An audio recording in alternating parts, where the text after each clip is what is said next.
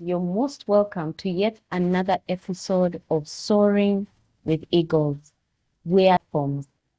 I am glad today to have the Country Director of Action Against Hunger, Mrs.Ritah Kabanyoro. You're most welcome to the show. Thank you. Thank you for having me. So, Mrs. Kabanyoro, can you start by telling us a bit about how you grew up? What kind of family did you grow up in? Okay. An extremely extended family, a typical African family back then. My father believed that children were prestige, or in his culture, that's what they still believe to date. So to date, I'm not very sure how many children my father had. The last time I counted, we were at least over 30. But I'm sure we are much more than that. Yeah, so my mother was one of the younger wives. She was meant to be the last wife. Something happened, I don't know what. So, and she was staying in the town home. So that meant all the children from the other wives were staying in my mother's home. So I grew up in a homestead where we had a lot of cousins, a lot of step brothers and sisters. Every relative who wanted to be in town was in our home. So on any given day, we would be at least 20 people in our home in a very small house. So that was kind of the setting. And my mother was, of course, managing everything. My father would come. She was a stay-home mom. At the beginning, she was a stay-at-home mom, and then she started a business and started working. So my father would come maybe once a month for about 2 or 3 days and then go. Yeah, so he was not, I can't say he was a very present father when we were growing up. What did your father, what was he doing? So back then, he was smuggling gold from Congo through Lake Albert. So we grew up around a lot of gold in our home. And I remember one incident where a very tiny piece of gold fell in a latrine. And I remember my father had just come, so he had the piece of gold in his pocket. And he went to the latrine, and the piece of gold fell inside. It was around 7 o'clock. That toilet was dug up that night. They dug it up until the piece of gold was found. So he used to do that a lot. Of course, he got a lot of money from it. Then he set up a few buildings here and there. Yeah, but his main source of business or work was the gold. And then he got into fishing because he was using the route through Lake Albert. So he started doing a lot of fishing as well. Then fishing was a very lucrative business. So he'd make a lot of money, and so he ate a lot of fish.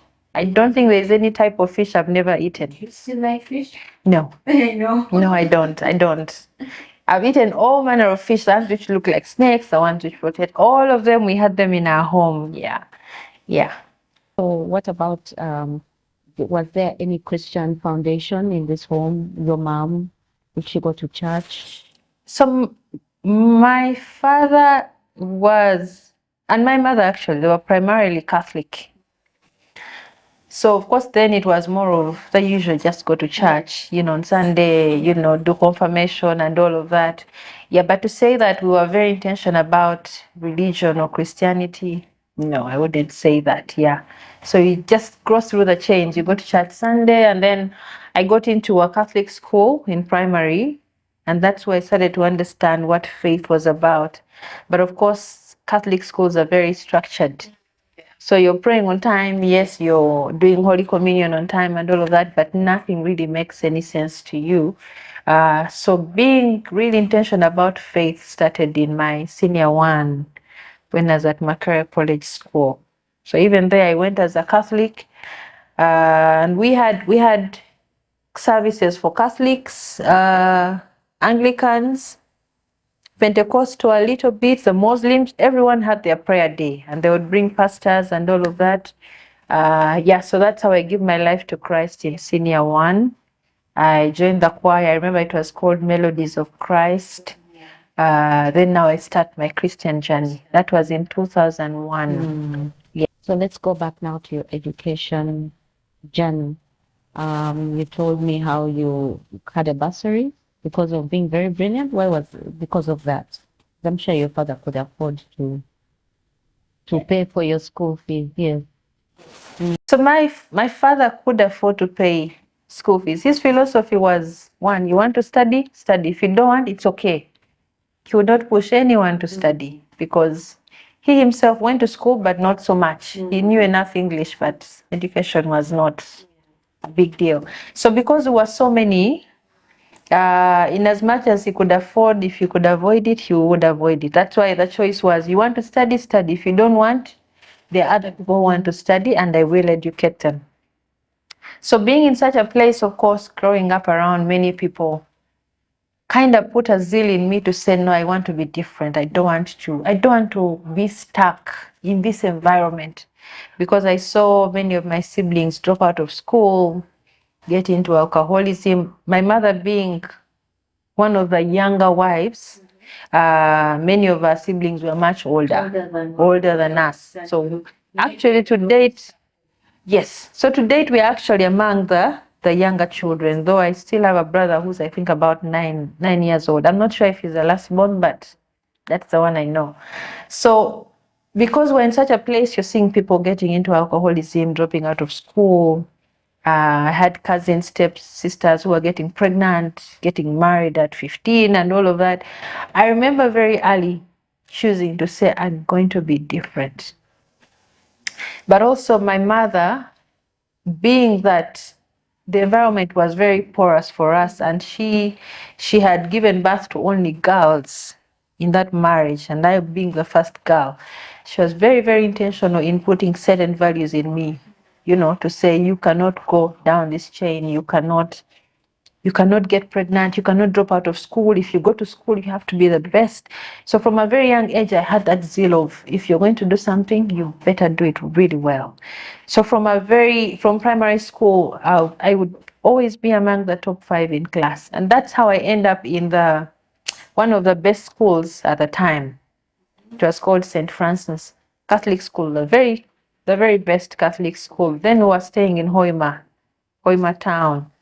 So I end up in that school, then study through P7. At P7, from around P6, they give me a bursary because I was performing really well.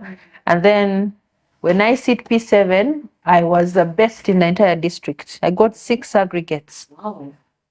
So I was the best in the entire district, and that's how I entered Makerere College School. Would you end up in the newspapers? Were they I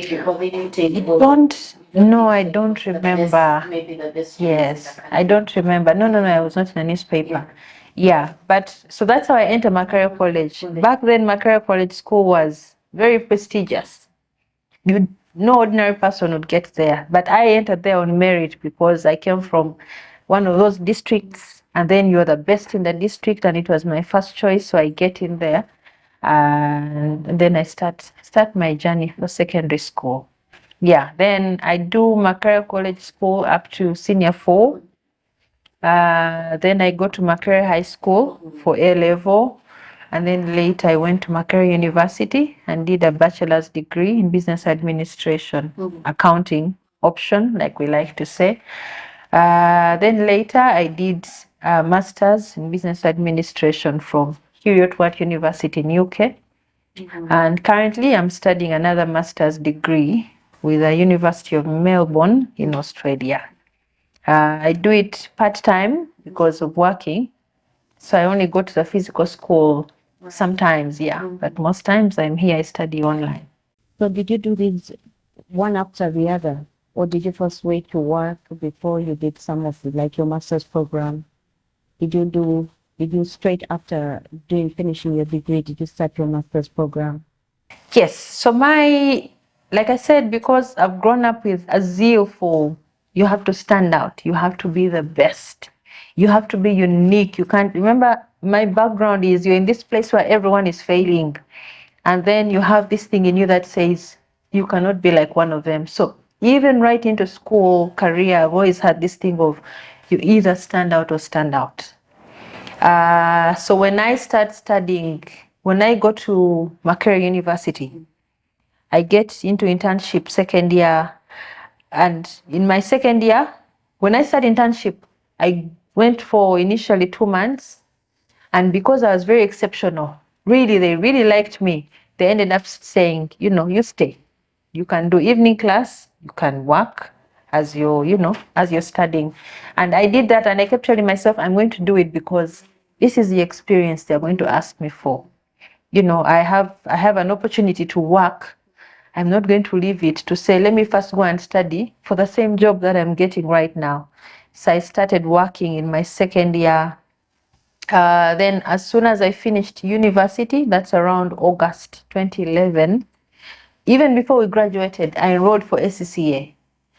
SCCA is an accounting qualification. And my thinking then was, my class is full of accountants. Uganda, then SCCA, CPA was a thing. Everyone was doing it. Actually, everyone was doing CPA mostly, and everyone is doing accounting because there were many jobs for accountants. And I remember thinking, I am going to go and do SCCA. Which was more difficult. It's an international qualification. It's expensive. People are running away from it. And I remember thinking, this is how I can set myself apart so that by the time I graduate, I will have an added advantage on everyone. While they just have a bachelor's, I have a bachelor's and SCCA level 1. So back then, I think my salary, I was earning very little money. But I told myself, I am going to sit 1 paper per sitting if I have to. But I have to study this thing. And I did SCCA for exactly 2 years, which at the time was exceptional. I remember I found people in class who had done SCCA for 10 years, 5 years, yes, because it was very difficult. So I went in there and I said, I have to do this thing and finish it exactly in 2 years. And even the 2 years was because of money, because I would do 1 paper, 1 to 2 papers per sitting, because I was paying for myself. And then as soon as I finished SCCA, I got into the master's degree. The master's degree, I again told myself, everyone is doing an MBA, master's in business administration. So how do I make myself unique? How do I set myself apart? Then I decided to go for a UK master's degree program. Very expensive as well. Now, master's degree program in what? It was still business administration. Yes, the specialist was strategic management.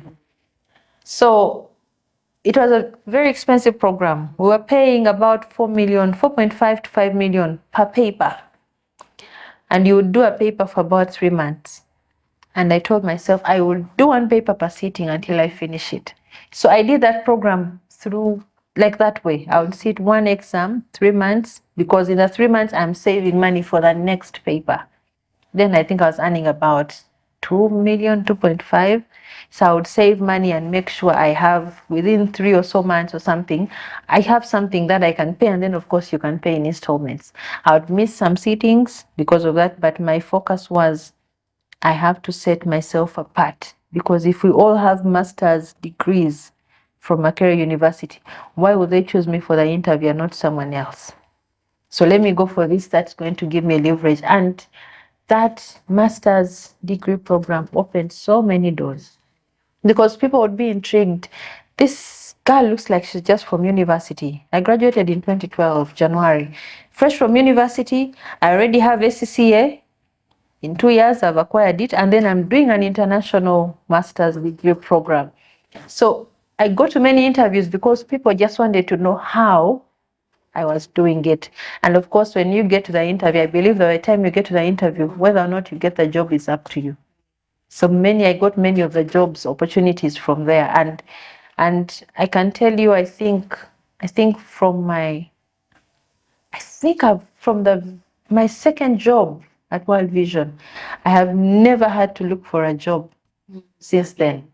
I have never either headhunted, or by the moment I set my mind and say, I need a new job or I'm due to move, somehow something will come, someone will headhunt you, something will come up. Yeah, but all of this really set a good pace for me. So when this master's also ended, then I decided, let me now do a master's that's more relevant to my field of work right now, the NGO development sector. So where did you do that one? So that one, This one I'm doing with a university in Australia called University of Melbourne. But it's also taught with the University of Manchester in UK. So there are two universities running one program, and I'm due to finish it next year in June.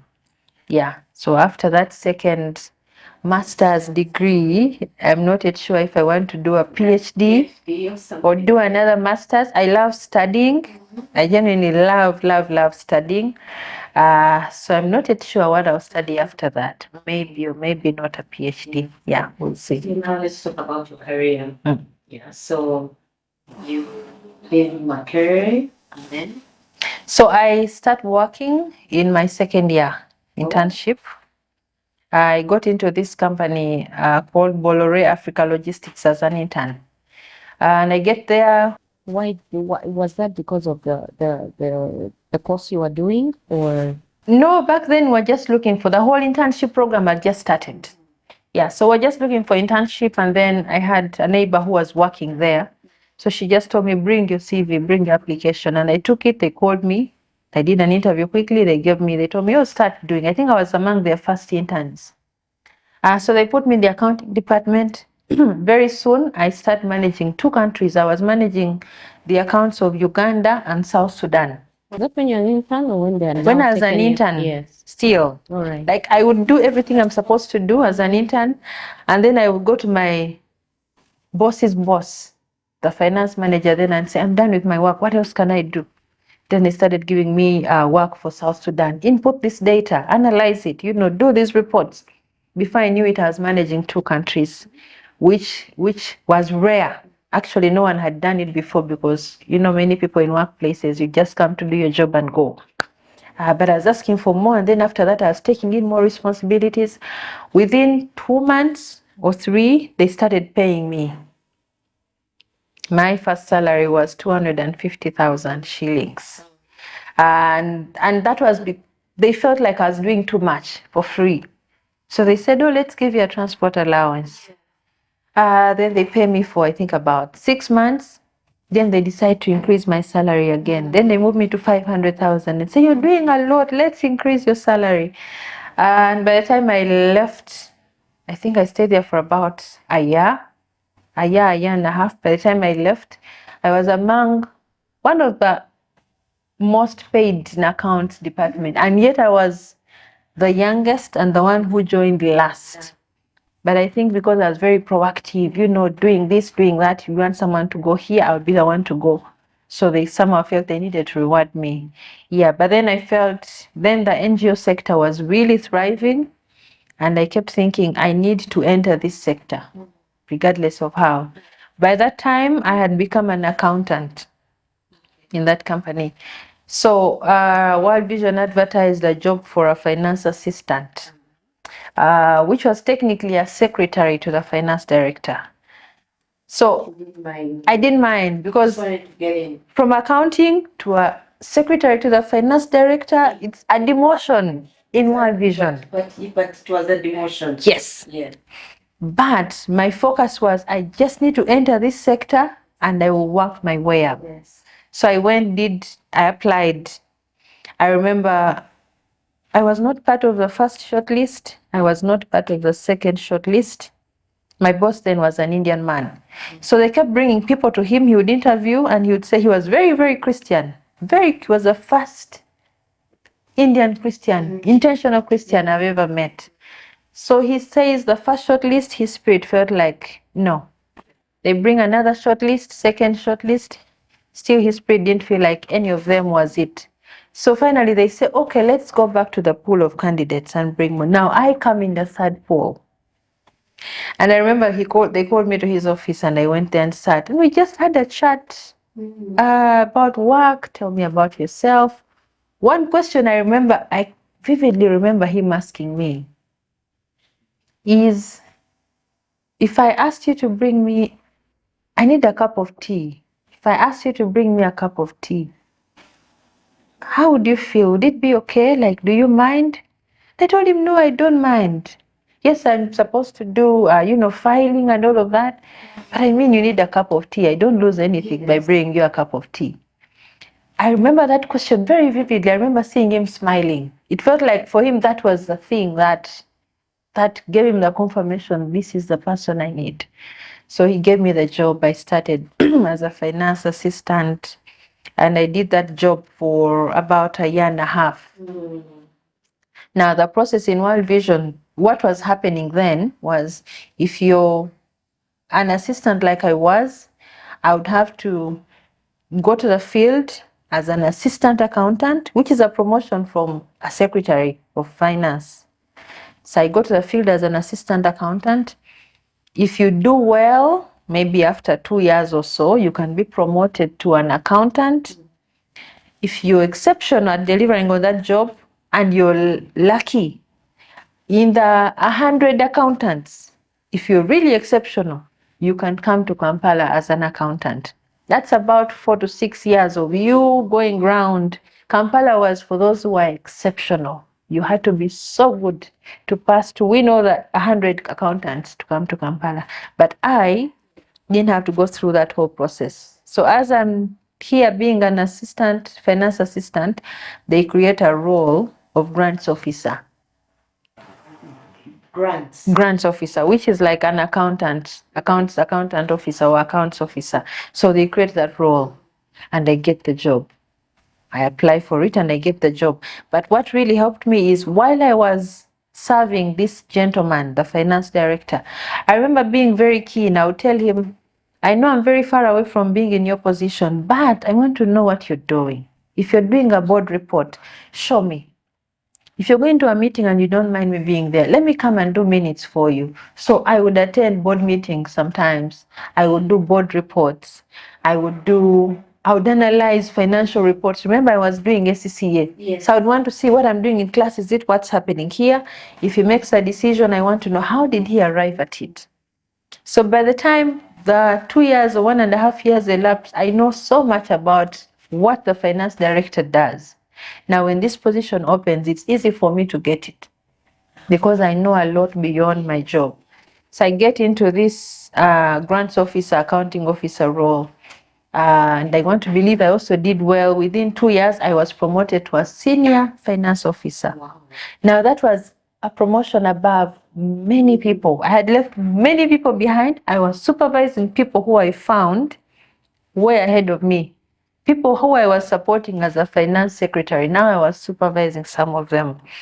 So I do that job for about 2 years as well.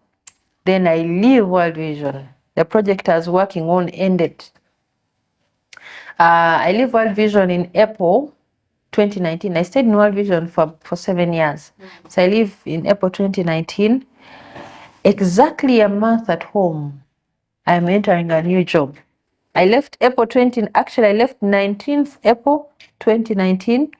I got into a new job on 20th May 2019. That was Elizabeth Glazer Pediatric AIDS Foundation. That's when you were headhunted? Yes. I was headhunted. I went through, of course, I did a few interviews here and there. So I get into this job. Similar to what I was doing in World Vision, but higher. I remember my salary increased by about 1.5 million shillings. It was we were working on a huge USAID grant of about $110 million.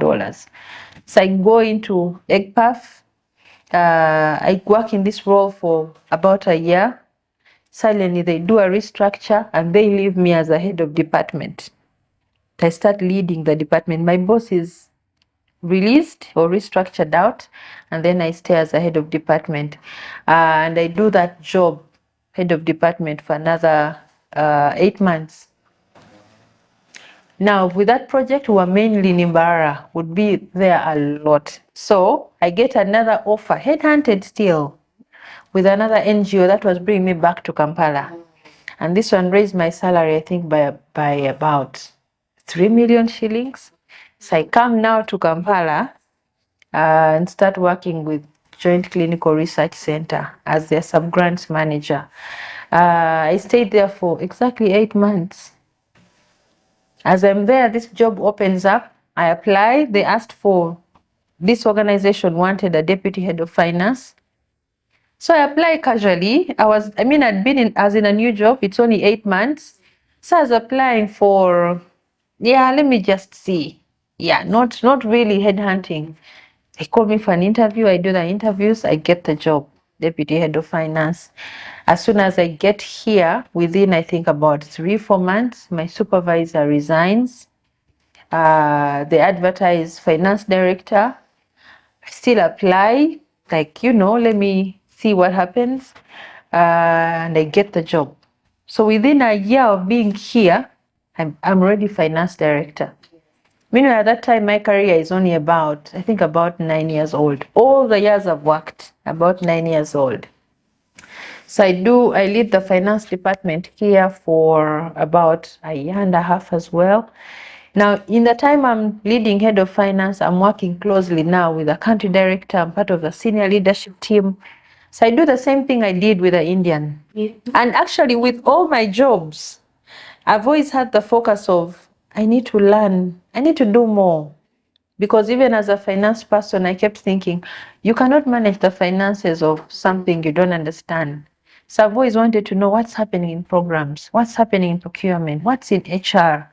I remember when I was in Elizabeth Glazer Pediatric AIDS Foundation, we had an HIV/AIDS program. By the time I left, I knew HIV programming so well that you would think I went to school and did public health. When I went to JCRC, we were doing studies about injectable ARVs and a lot of research. I had learned research protocols, what happens in a scientific research and all of that. I was making sure I learned. So when I got here, I tell my boss the same thing. I need to know what happens in the country director's office. How do you make decisions? How do you run a country office? How do you manage all these things? So I would attend meetings with him. I asked him, can I attend some meetings with you? Can you teach me when you go and leave? Can I act on your behalf? And for me, it was a thing of learn, prepare for the future. Yeah, but then a year into the role, my boss suddenly resigned. Okay, Mrs. Kabanyoro, we have to go into a break right now. Then we'll talk more about action against hunger. So viewers, will be right back after this break.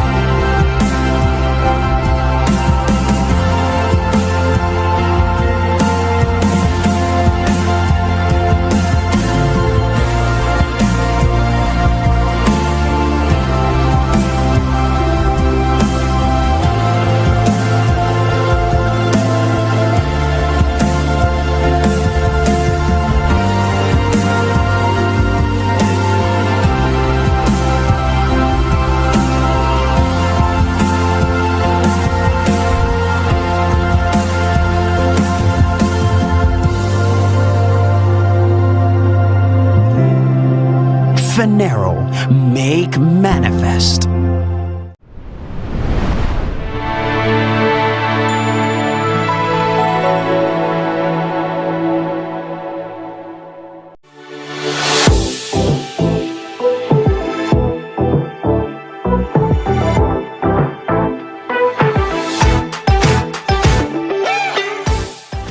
Welcome back from the break. We're still watching Soaring with Eagles, and we are live on all our manifest platforms.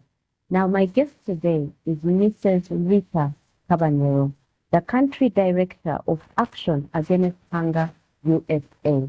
Before we went into the break, she told us a bit of how she grew up. She also told us about her education journey.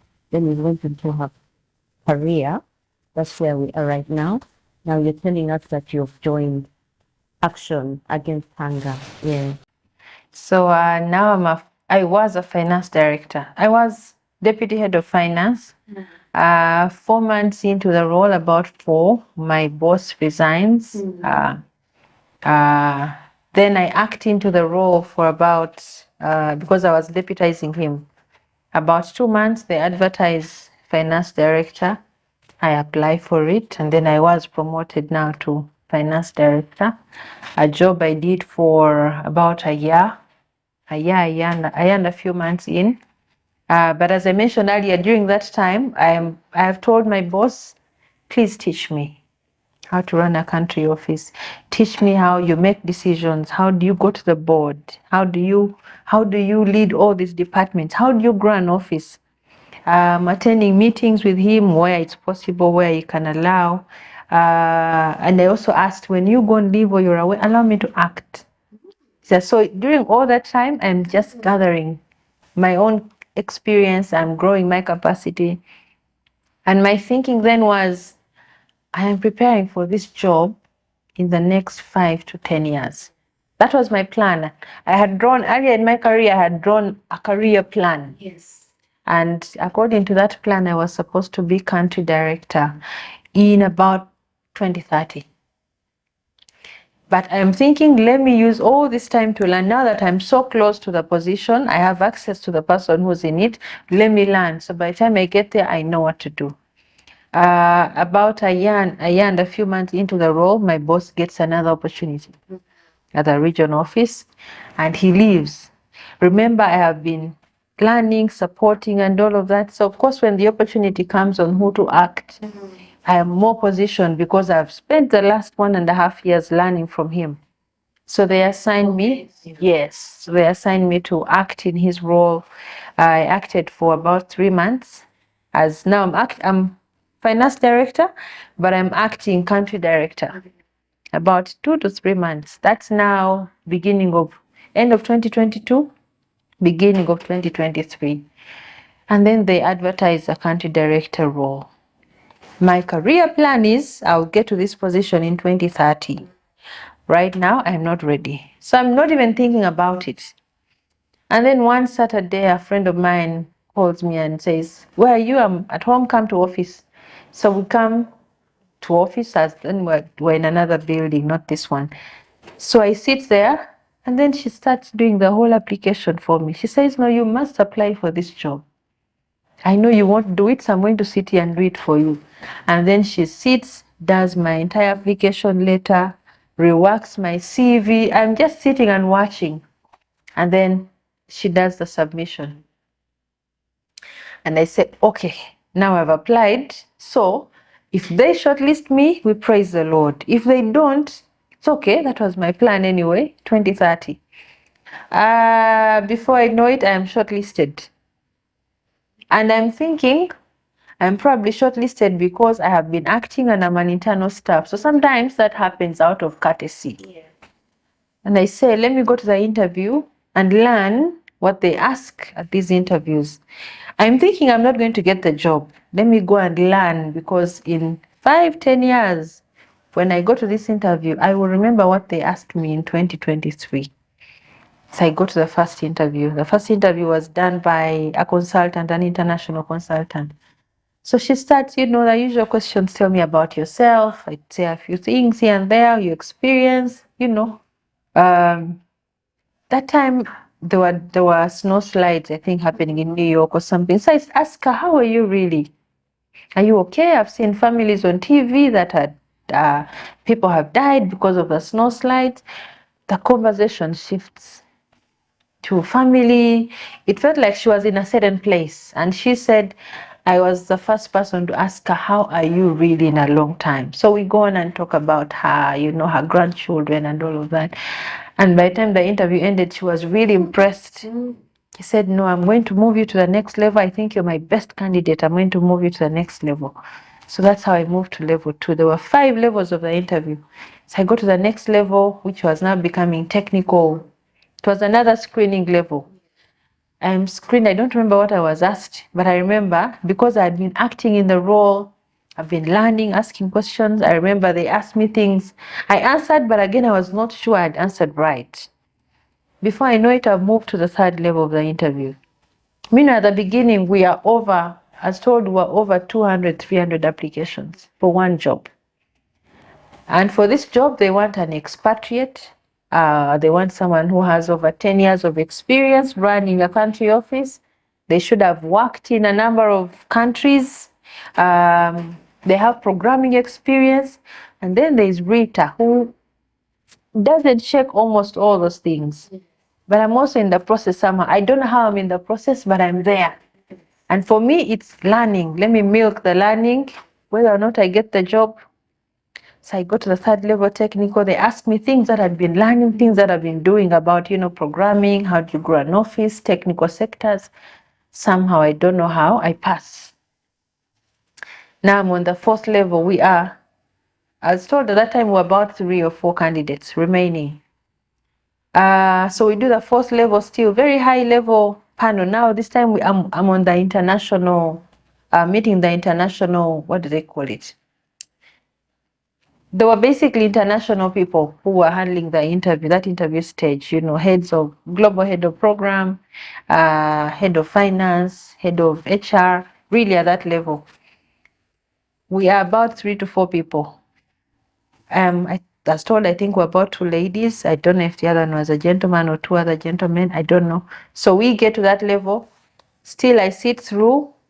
Now that time it's more, there's technical, administrative, character and everything. Somehow I pass. We're going now to the final level. Final level is you meet the CEO. The CEO has to meet every country director. He makes the final decision. So now he sits in New York. Yeah. So now, as told, we are remaining 2 people. And I'm also somehow still in the process. So I get to the final level. I'm not very sure what happened to the second candidate. I'm not sure. But I end up with a CEO alone as a sole candidate. We have a conversation, engage, I remember the question he asked me strongly was, what legacy do you want to leave? What do you want to see in Uganda? He actually didn't even ask at organization level, what do you want to see in Uganda by the time you leave this position? And that's a question I didn't know how to answer. And I threw it back to him and said, what's your legacy for action against hunger globally? So he explained. And I told him, sir, I don't know if I'm going to get this job or not, but you have taught me so much in this interview. And for me, that's enough. And for the last 4 to 5 interviews I've done in this process, I have learned so much. So whether or not I get this job, I am glad to have come this far and to have learned from you. And he seemed to be very impressed. The next thing I knew, I was receiving an offer in my email. Even I was extremely surprised. I do not know how I got there. I can only say God did it. Really, God did it. Because I genuinely know that I didn't have everything they wanted. I was not the perfect candidate. But I had worked to position myself for so many years. To say, let me just go out there. Let me go in faith. Let me believe, And I get the job. March 2023, I start leading the Uganda country office of this organization. At the time, we had about 300 or so staff. So currently, because of funding, I know we've gone down in number a bit. Yeah, but we are doing very well. Yes. So we have a vision of a world free from hunger. We believe hunger is preventable, it's treatable, and it's preventable, treatable, avoidable. Am I saying it right? There's another and I've forgotten. There are 3. Yeah. But it's possible to be without hunger. That's what we're saying. And for a country like Uganda that has, very fertile land, 2 rainfall seasons, good weather, everything. If you throw any seed on the road, it can grow, really. We should not be dealing with hunger. People should not be dying of hunger. But again, statistics are different. So we're here to change the narrative, to help people walk free from hunger, to help families be able to nourish their children. The statistics are very gloomy. In Uganda, currently, it says 1 in 5 children is stunted. And the moment a child is stunted below 2 years or below 5 years, unless if it's a faith matter, their brain can never function the same. it doesn't develop the way it's supposed to. So we are working to make sure that especially children are well nourished and they develop very well. Yeah. That's great. So can you talk about your faith journey? So you told me that you gave your life to Christ in Macquarie College. So Macquarie College School, 2001, I joined the choir. It was called Melodies of Christ. I was assigned a spiritual mother. I remember her name, she's called Anita. So there we start walking the faith journey. Then in that school, Christianity was really for the other side of the students. Macquarie College had two divides. You're either wealthy or not. You know, there were very few in-betweens. So many of us were on the other side, you know, humble backgrounds, and we were the ones who were in the Christian faith. So I stayed a Christian, then around senior 3, senior 4, now I've become a Kampala child. In a school, a very nice school with rich children, I start becoming a bit stubborn. Adolescence has hit in. You know, I go to church when I want, when I don't want. We used to have fellowships for the different faiths. Then one of those, I think there was a school dance or something, I go for it. And my mother gets to know. My mother came to school, entered my class. Of course, she came, Macquarie College. Of course, she went to administration, asked for she saw a photo. I don't know how she got the photo. I don't remember. But she went to the administration, asked for my report card. And of course, remember, I'd been a star student all through primary. So now she looks at my report card. And for my mother, you were either among the best or you had done nothing. She had no time for mediocrity. She had no time for, I'm doing my best, I'm trying things. No. You either eat or eat. So she looks at my report card, then my marks were in what? 60 is what? She had seen a photo of me in a school dance. My mother came to my class. She came with my uncle, I remember, paraded me in front of the class and caned the life out of me. From that day, of course, you're suffering from embarrassment. That's now senior 3. The whole school knows you were beaten. I mean, I joined a clique of girls, you know, 6 girls were also there. My mother caned me, and I got back into line after that day. And since then, of course, I remained a Christian. Then in A-level, I was going to Watoto Church at the time. All through my secondary school, it was Watoto Church. I go to university, I'm still going to Watoto. But of course, now there are more fellowships. You're going here and there. But by university, I was straight back in the line. You're either studying or in a fellowship. Actually, that was it. I remember I even did hostel, I think, for 1 semester. Then I said, I want to go home. I can't handle the culture here. Oh. Yeah, so I commuted from home. I did hostel for just Macquarie. I did hostel for first year, first sem. And I was overwhelmed by behavior, everything that was going on. And I said, no, I want to go back home. So I commuted from home for the rest of it. Yes, I was staying with my auntie then. So I go through university, of course. I graduate with the first class.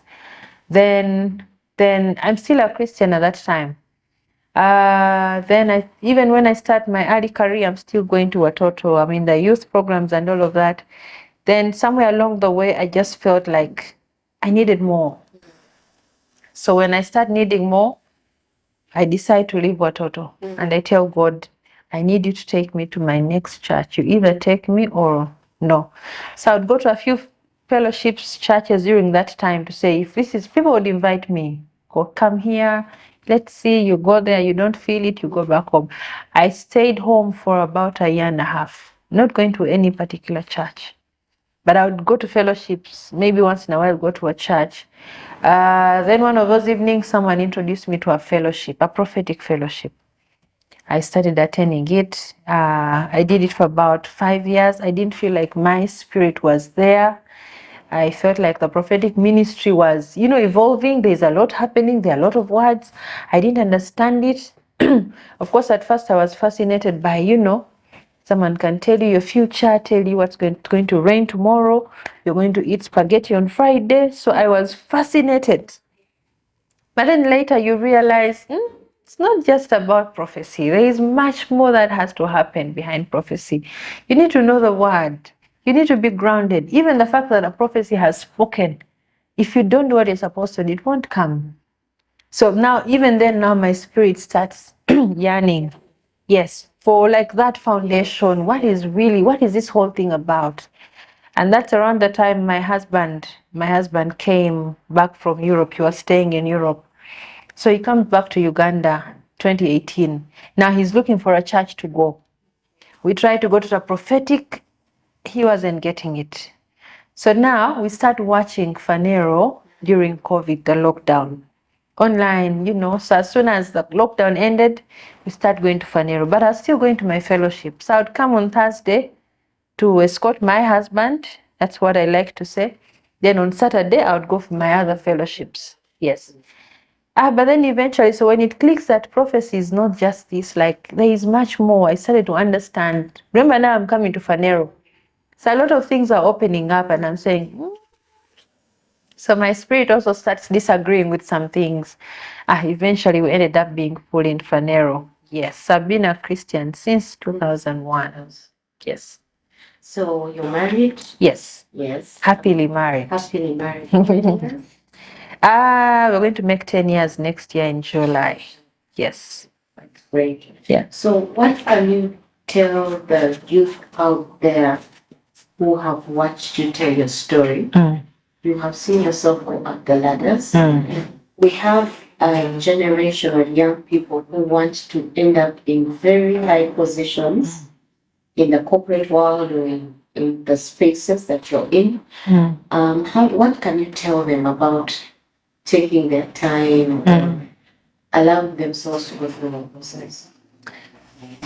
Being in this position for the last 3 years, my current position, I've been leading for a very long time.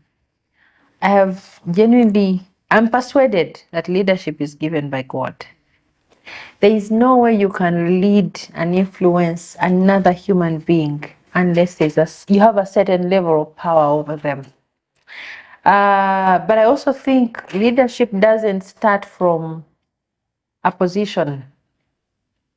In the master's program I'm doing, there's a theory that says in any setting there's always a leader. Whether you recognize it, even in animals, the moment they are together, if you're keen enough, you realize there's one who's actually leading all of them. So for many of us, we've actually been leading, for a long time, but we don't realize that we have that anointing or we have that gift to harness it enough to say, let me go the extra mile. And I think for me, because I've always wanted to be a leader from a very young age, by me just saying I don't want to be part of the status quo. I'm in a family of 20 people. People are dropping out of school. From the age of 4, 5, 6, I'm saying, no, I don't want to be like these people. For me, leadership and growth starts at that point. When I get into school and I'm saying I'm either the best or among the best, there's nothing less. And that's what I'm working for. For me, that's growth. That's how I think God has put that inherent anointing in all of us.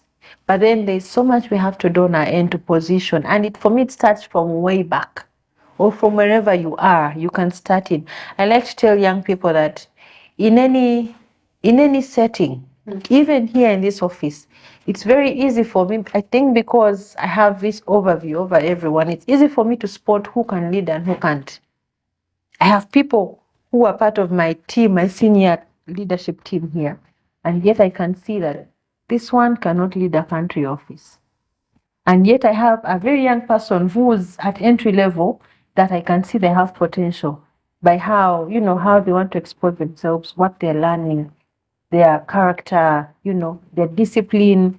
Yeah. So for the young people, I genuinely I know it is possible. It's possible to get to these positions without compromising your values, your faith, without you going on the wrong side because, we want to make it. It is possible to make it the right way. But there's going to be work that you have to do. In any job, I tell my team here that even when you're planning to resign tomorrow, deliver today like as if you're going to be here for 10 years. Give it your best. I want you to leave when we are still celebrating and saying, Pastor Joy did us well. Because tomorrow, a phone call is going to come and they will say, Pastor Joy is applying for a job here. What should I say about you? And when you're in a place, please make sure you're adding real value. Many times we go to places where you're just doing a job, you're ticking boxes, that's not what makes a leader. For me, every workplace is a place of ministry, and ministry is you're doing what God has ordained for you to do there. And I genuinely believe that does not come from just ticking boxes, because there is no amount of money any organization can pay you for your time, for your skill. But we are there to serve, to be purposeful, to do that which God has given us to do. And I believe if you're very intentional as a young person, as a Christian, you will see that from a very early stage to say, I'm not going to be part of what everyone is doing, part of the wrongdoing. I'm not going to compromise. I am going to stick to the values. I'm going to stick to the purpose and to the calling God has called me to do. Amen. Yeah. So we come to the end of this show. I would like you to look into that camera and give your parting shots about 3 minutes. Okay. As I mentioned earlier, or I've just mentioned, leadership is given by God. There is no one who has power or authority or influence over people that they just get anyhow. God is going to see your heart. God is going to see your intention. God is going to see who you are as a person before he can entrust you with people. So for those who are striving for these positions or to be where some of us are being privileged to be, please know that it is beyond self. And when you get to these positions, it is really, really about God. I come to this office every day as a servant coming to an altar, not as someone who's coming to do a job and go away. I've come to serve. I've come to do what God has asked me to do. It's not about money. It's not about salary anymore. It's not about just, career growth and everything. It is about serving God. And even for the places I want to be, my dreams are very wild. I dream my career is as far as the highest offices in this world. But even there, the purpose and the thing that I tell God about is I want to take the gospel there. I want to go there and make decisions for the gospel, for you. And for me, that is what leadership is about. Thank you very much, Mrs. Kabanyoro. I'm sure the viewers have been inspired. Told us a very beautiful story. And I know that the Lord has bigger doors that He's opening for you. And we wish you all the best. Thank you. Thank you. So until next time, may the Lord bless you, expand your territories and borders, lay His hand upon you, and keep you far away from evil. Amen.